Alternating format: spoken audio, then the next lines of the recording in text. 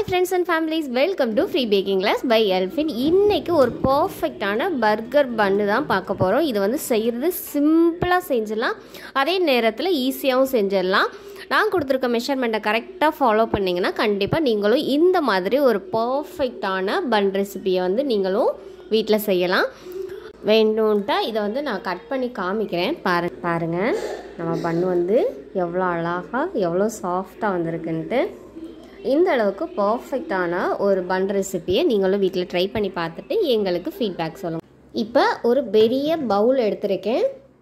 இதில் காய்ச்சி, அதாவது ரொம்ப சூடாக இல்லாமல் வெதுவெதுப்பான சூடில் இருக்க பால் வந்து 120 ml அளவு எடுத்திருக்கேன்.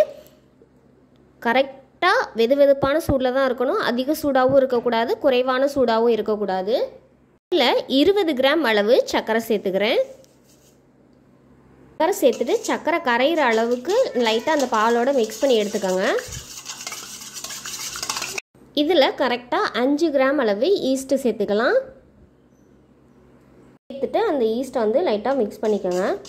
மிதமான சூடில் இருக்கும்போது தான் ஈஸ்ட் வந்து கரெக்டாக ஆக்டிவேட் ஆகும். அதிக சூடில் இருந்தால் ஈஸ்ட் ஆக்டிவேட் ஆகாது. அதே நேரத்தில் எக்ஸ்பைரியான ஈஸ்ட்டு, பழைய ஈஸ்ட் அப்படின்னாலுமே ஈஸ்ட் வந்து பர்ஃபெக்டாக உங்களுக்கு வந்து ஆக்டிவேட் ஆகி கிடைக்காது. ஸோ வந்து அதை வந்து ஒவ்வொரு டைமும் நீங்கள் வந்து செக் பண்ணிக்கிறது நல்லது. அப்போ தான் பெஸ்ட் ரிசல்ட் கொடுக்கும். இப்போ 5 நிமிஷத்துக்கு நான் அப்படியே வச்சுட்டேன், கலந்துட்டு. அதுக்கப்புறம் பார்த்திங்கன்னா இந்த மாதிரி நுர மாதிரி பொங்கி வரும், ஒரு புளிச்ச வாடை மாதிரி வரும். அந்த மாதிரி வந்தால் தான் ஈஸ்ட் வந்து ஆக்டிவேட் ஆகிருக்குன்னு அர்த்தம். இப்போ இந்த ஈஸ்ட் கலவையில் கரெக்டாக 1/2 டீஸ்பூன் அளவு உப்பு சேர்த்துக்கலாம். உப்பு சேர்த்துட்டு அது கூடவே ரூம் டெம்பரேச்சரில் இருக்க முட்டை வந்து நான் ஒரு முட்டை சேர்த்துருக்கேன். கண்டிப்பாக முட்டை வந்து ரூம் டெம்பரேச்சரில் தான் இருக்கணும், கூலிங்காக இருக்கக்கூடாது, கூலிங்காக பயன்படுத்தவும் கூடாது. இதை சேர்த்ததுக்கப்புறம் நல்லா ஒரு ஸ்பேச்சுலா வச்சு எல்லாத்தையும் ஒரு சேர வந்து மிக்ஸ் பண்ணி எடுத்துக்கலாம். இதில் வந்து முட்டையோட ஸ்மெல் வரும் அப்படின்னு சொல்லிட்டு நிறைய பேர் நினைப்பீங்க. ஆனால் முட்டையோட ஸ்மெல்லாம் எதுவுமே வராது. இதில் வந்து கரெக்டாக 300 கிராம் அளவு மைதா எடுத்திருக்கேன். அதாவது 250 ml கப்பில் 2 கப் ப்ளஸ் ஒரு அரை கப் அளவு எடுத்திருக்கேன். டோட்டலாக 300 கிராம் அளவு மைதா எடுத்துகிட்டு ஒரு ஸ்பேச்சுலா வச்சு நல்லா ஜென்டலாக மிக்ஸ் பண்ணி எடுத்துகிட்டு, அதுக்கப்புறமா நீங்கள் வந்து கை வச்சு நல்லா அழுத்தம் கொடுத்து பிசைஞ்சிங்கன்னா நம்ம கொடுத்துருக்க அளவு பாலே போதுமானதாக இருக்கும். எக்ஸ்ட்ரா வந்து பாலோ தண்ணியோ சேர்க்க வேண்டாம். வேணும்ன்ட்டா ரொம்ப டைட்டாக உங்களுக்கு இருக்குது அப்படிங்கிற பட்சத்தில் 5 ml மட்டும் சேர்த்துக்கோங்க. இப்போ பாருங்கள், நான் கரெக்டாக இந்த அளவு கெட்டியான பதத்துக்கு, ஒரு சப்பாத்தியை விட கெட்டியான பதத்துக்கு வந்து நான் நல்லா பிசைஞ்சு எடுத்திருக்கேன். ஒரு 10 நிமிஷம் பிசைஞ்சதுக்கப்புறம் இதை வந்து அப்படியே ஒரு மூடி போட்டு ஒரு 10 நிமிஷத்துக்கு அப்படியே வச்சுருங்க. கொஞ்சம் வந்து இலக்கம் கொடுக்கும். அதுக்கப்புறம் பிசைகிறதுக்கு வந்து நம்மளுக்கு வந்து நல்லாயிருக்கும். இப்போ வந்து ஒரு 10 நிமிஷம் நல்லா மூடி போட்டு மூடி வச்சிடலாம். 10 நிமிஷத்துலேயே லைட்டாக நம்மளுக்கு வந்து சாஃப்டாகி கிடச்சிருக்கும். இப்போம்போது நம்ம வந்து பிசைகிறதுக்கு இன்னுமே நல்லாயிருக்கும்.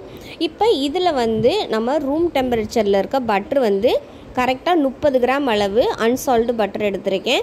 அதாவது கண்டிப்பாக ரூம் டெம்பரேச்சரில் இருக்கணும், இந்த மாதிரி சாஃப்டாக இருக்கணும். கூலிங்காக இருக்கிறத இதில் பயன்படுத்தவே கூடாது. ஏன்னா அது வந்து ஹீட் ஆகி தான் நம்மளுக்கு வந்து ப்ரூஃப் ஆகி கிடச்சிருக்கு. அதில் போயிட்டு நம்ம ஜில்லுங்கிற ஒரு பொருளை வந்து ஆட் பண்ணக்கூடாது. இப்போ இந்த பட்டரை சேர்த்துட்டு நல்லா வந்து சாஃப்டாக வர வரைக்கும் ஒரு 10 நிமிஷத்துக்கு பிசைஞ்சு எடுத்துக்கலாம். 10 நிமிஷம் பிசைஞ்சதுக்கப்புறம் இந்த மாதிரி ஒரு சாஃப்டான டோவாக வந்து நம்மளுக்கு கிடச்சிருக்கு. இந்த சாஃப்டான டோவை ஒரு பவுலில் வச்சுட்டு நம்ம வந்து ஃபுட் ரேப்பர் இருக்குல்ல, ஃபுட் ரேப்பர் வச்சு நல்லா ஏர் போகாத அளவுக்கு க்ளோஸ் பண்ணி எடுத்துக்கலாம்.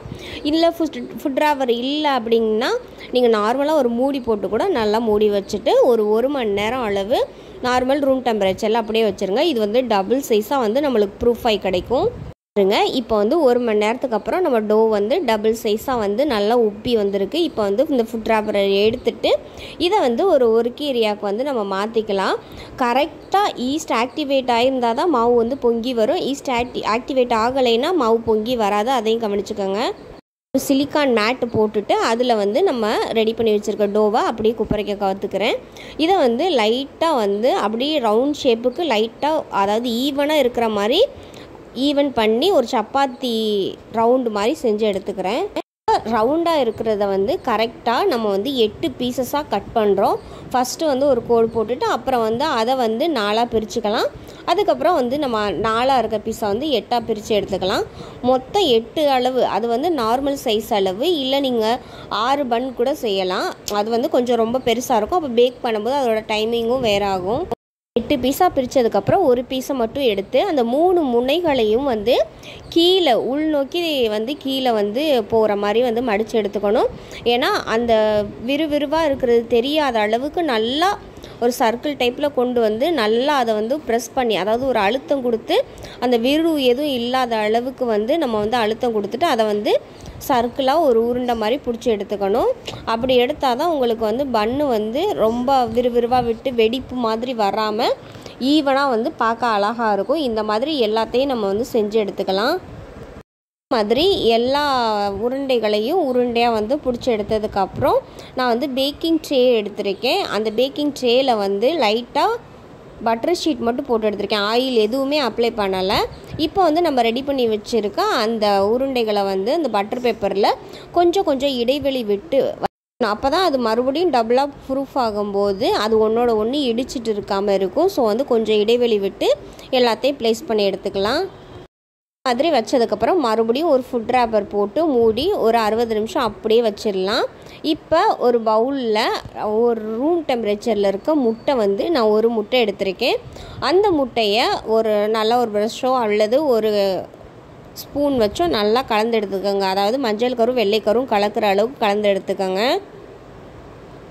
கரெக்டாக 1 மணி நேரத்தில் பன்னெல்லாம் டபுளாக ப்ரூஃப் ஆகி கிடச்சிருக்கு. இதில் வந்து நம்ம முட்டையோட மஞ்சள் கரு வெள்ளை கருவும் கலந்து வச்சுருக்கோம்ல, அதை வந்து ஒரு ப்ரஷ் வச்சு ஈவனாக எல்லா இடத்துலையும் படுற மாதிரி ஜென்டலாக அப்ளை பண்ணி எடுத்துக்கலாம்.